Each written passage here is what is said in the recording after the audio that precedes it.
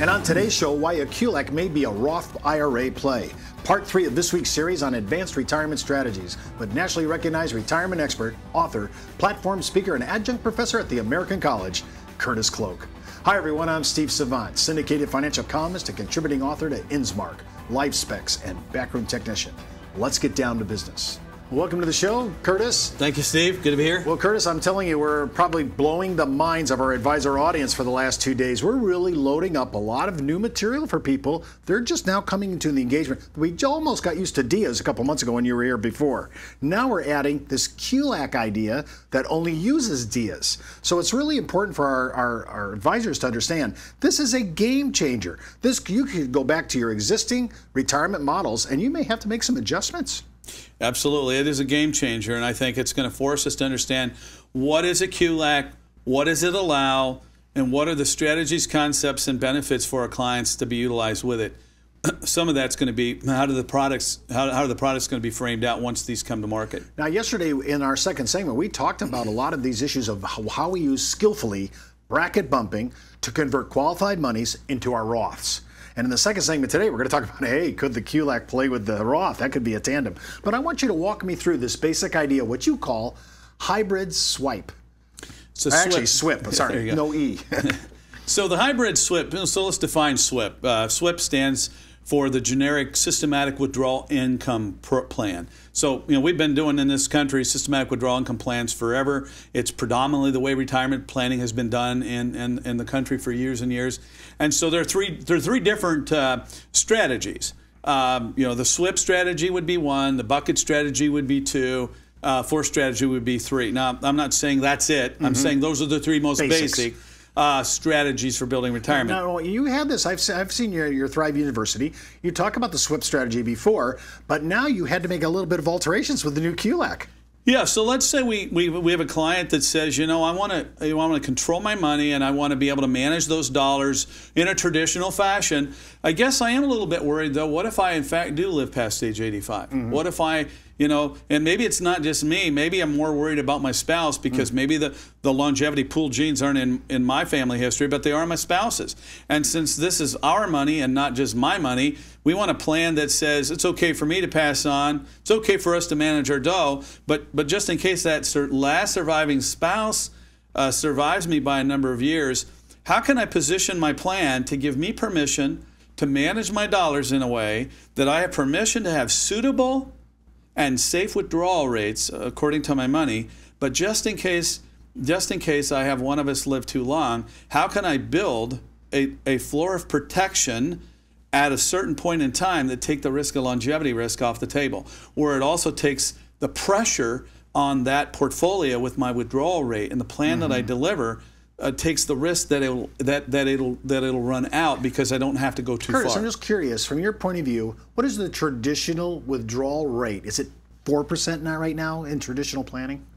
That's going to depend a lot on the specifications of the client, their ages, when they're retiring, how long they're going to live, what their asset mix class is, how many dollars they've saved, what their pension, Social Security, and other asset incomes producing assets might be. But I'm going to answer that question generically. It used to be the theory of 4%, and that was talked about for a very long time.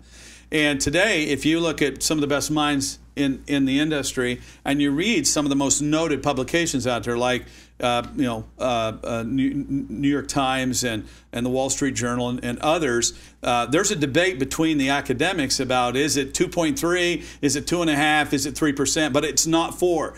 But there's a recent study that was released by Wells Fargo where they asked a random number of people that they called, what do you think is a safe withdrawal rate? And this is pretty consistent with other studies like it that I've seen. And the response by the general population is 10%. They have a perception that they can that it's okay to take a 10% distribution on their portfolio. I can't believe that is public. Consumers actually think that. Consumers think that. Well, walk me through this real quickly here before we go to the break. So we're talking about how to maximize income using the minimum sum of assets to accomplish the goals. And this example represents a 60-year-old going to retire at 65, and we're working on a strategy. So, here we are, clear out to the end of 60, and of course, in this case, 66 is our full retirement age of Social Security, and might be some Social Security plays in here. But what you're going to see here is this is demonstrating income that's being played out, but we put a backstop of protection on the safe withdrawal rate of the traditional model systematic withdrawal income plan, and we finance, and it'd be better if we do it before 60, but we're illustrating 60. If we buy the QLAC at 60 with the qualified dollars that are allowed, which is 25% of all the pre-tax not to exceed $125,000, can do it for me, can do it for my spouse, we buy these qualified dollars, the discount of buying them here versus the value of what they're going to be worth here will chasm a lot of risk in terms of not outliving this portfolio. So now I've taken a lot of pressure off the portfolio to sustain past a certain period of time. And by the way, this just happens to be the maximum delay period. I could do it at 80, I could do it at 75. By the way, I can do joint life. By the way, I can do a COLA, and I can do cash installment refunds. So if I'm worried that, well, maybe what if I don't make it to 85? Do I lose my money? Well, no. If you position this correctly, you can at least protect your deposits by virtue of an installment cash refund. And of course, if you front end the QLAC to age 80 or age 75, you're just giving an opportunity for the security side of your portfolio to maybe perform at that 3% or 4% number. Right. So this is representing an inflation-adjusted, guaranteed, could be single, could be joint lifetime income stream by which you can't destroy no matter how hard you try, and you can't outlive no matter which spouse lives the longest. So we like to say it lasts till breath do part. So that's what a QLAC is going to do. We come back from the break. We're going to talk about how to marry this whole technology of QLACs with Curtis's bracket bumping Roth idea. We'll be right back. It's not how much money you make for your clients, it's how much money they get to keep, especially in retirement. But retirement income could cause Social Security benefits to be taxed. One tax advantage alternative is life insurance designed as a non-modified endowment contract that can generate tax-free income without taxing Social Security benefits. These contracts offer differing funding options depending upon your client's risk tolerance.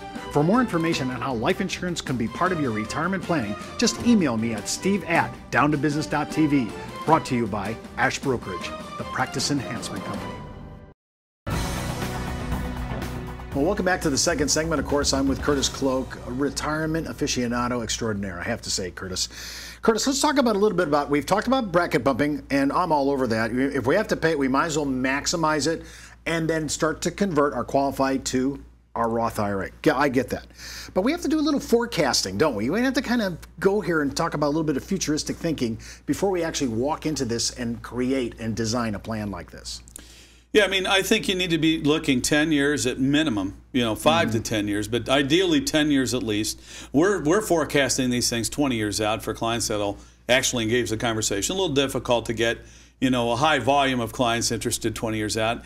A fair amount at 10 years, and certainly there's plenty at 5. Unfortunately, too many people, they call you up 30, 60 days before they're going to retire, and some even call you up after they've retired because they don't want to be derailed on anything that they've played as a movie in their mind about what they want to do, and now you got to figure out what to tell them. So, but the bottom line is, if these strategies you can't do, you'd be luck of the draw if you could actually implement them with no previous forecasting. So, if you're going to identify the opportunity to use the bracket bumping strategy in combination with a Social Security bridge strategy. And the purpose of that is to optimize Social Security with any delay opportunities and restricted filings, at the same time using a very low, artificially low tax bracket bumping to convert traditional pre-tax dollars in bracket, not with enough to be able to do that each and every year from the day you retire before 70 and a half, so that you can maximize the use of whatever bracket that you would normally be in before tipping over to the bracket that you don't want to be in, and take advantage and not waste that bracket by getting as much pre-tax over to the Roth as possible. Now, it may be that you can only get so much of your pre-tax over there, and it may be that you have so much pre-tax qualified dollars, even when you maximize those opportunities, that the RMDs, especially now that you've optimized and increased your Social Security, is going to give you way more income than you need, but you have to take that RMD, which creates maybe a tax inefficiency.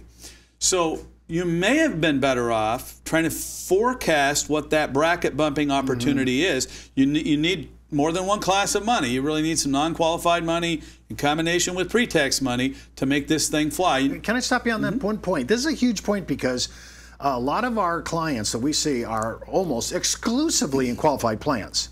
And they have their extra money, whatever it is really emergency 911, 90 days of cash. So we really don't see a lot of this, but you really recommend having two different sources of money, qualified and non-qualified. And if we have younger advisors watching this, this is a huge issue. Yeah, I mean, I think the more classes of money you have and the more you can even the play of those classes, the more tax control that you get. So obviously take advantage of all the pre-tax when your brackets are, when the discount of the contributions is reasonably to do it. And obviously, you may be in business and you may have some years, not so good years, or maybe good years, but you have some tax deductions where the taxes are very low. In those years, you may want to pivot to Roth contributions, whether it be in your 401k plan or be it traditional Roth IRAs. But you want to be constantly taking advantage of those opportunities. But in addition to that, you should have some non-qualified investments. Now that can come in a variety of different shapes and sizes. Saving your own dollars. It could be buying real estate and selling it. Now you've got a chunk of dough that from the sale of those properties. Maybe you sold a small business and you've paid your taxes. Now you're sitting on a surplus of cash. Maybe it's in a brokerage account. But we're really talking about those clients that have more than one class of assets, not just all pre-tax. Then there may be an opportunity to, first of all, do this bracket bump, this bridge, as Social Security bridge we talked about. But if a QLAC play also will prove to be the right thing to do, before I actually implement those bracket bumps, because my QLAC purchases that I'm allowed to make are 25% of all my pre-tax, not to exceed 125, I want to be sure that I forecasted this out before I've actually moved my pre-tax to Roth, because I'll shrink the amount of my pre-tax for that calculation, and I may limit how much of the QLAC I can buy. So I'm saying that you can play this thing together, but it requires a bit of forecasting in advance of retirement for you to determine, is a QLAC a decision that needs to be made before you're doing the Social Security delay and the bracket bumping bridge with some non-qual So if I know I'm going to be using this in the future, way out, 75, 80, 85, I need to accommodate that thinking today so that I can make my bracket bumping and conversions to Roth work correctly. That scared me when you said you might inadvertently, reduce your ability to use this and use the RMDs well, and it could actually complicate it because you've moved everything over to the Roth already too fast. Yeah, I think that people are thinking maybe just before I turn 70 and a half, I'll make a decision on QLAC. But if you're taking advantage of these strategies, well, depending on how much, maybe you've still got enough pre-tax that 25% is still 125. But if it shrinks that number because of the amount you put in the Roth, and now you're not able to do as much as you'd like, you might want to think about that. And so there are a number of strategies, and of course we've been working with our calculation software system for years, and this is what our stuff does. But for us, it's fairly academic. This is going to be brand new stuff for a lot of the for a lot of the financial professionals out there. Well, that's all the time we have for today. Remember, before moving forward with any of the ideas on our show, always consult your tax advisor, legal counsel, or your broker-dealer compliance officer. Miss an episode? Just hop out to our video archives. And remember, you could be wiser as an educated advisor. I'm Steve Savant. We'll see you tomorrow.